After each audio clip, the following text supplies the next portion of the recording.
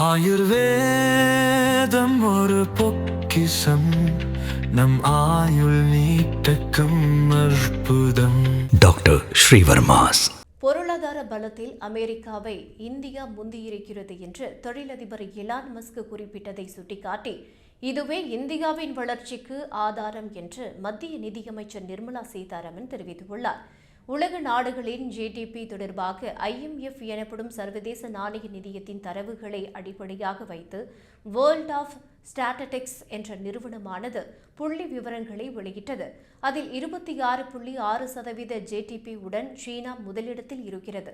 17% GDP உடன் India 2ஆம் இடத்தில் இருக்கிறது.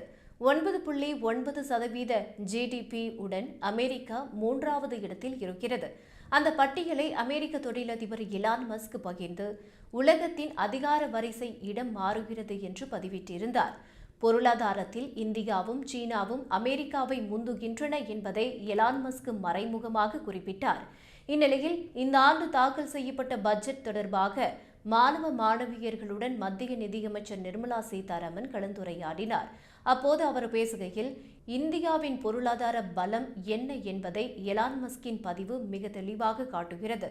இந்தியாவின் வளர்ச்சிக்கு இதுவே ஆதாரமாக இருக்கிறது. அதை எதிர்க்கட்சிகள் புரிந்து கொள்ள வேண்டும். ஒட்டுமொத்த உள்நாட்டு உற்பத்தியில் சீனாவுக்கு அடுத்தபடியாக 2ஆம் இடத்தில் இந்தியா இருக்கிறது.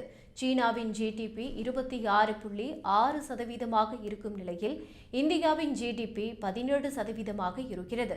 இப்போதைய சூழலில் இந்த இடைவெளி சற்று அதிகமாக இருந்தாலும் எதிர்காலத்தில் இது நிச்சயம் சமன் செய்யப்படும் என்று நிர்மலா சீதாராமன் பேசினார்.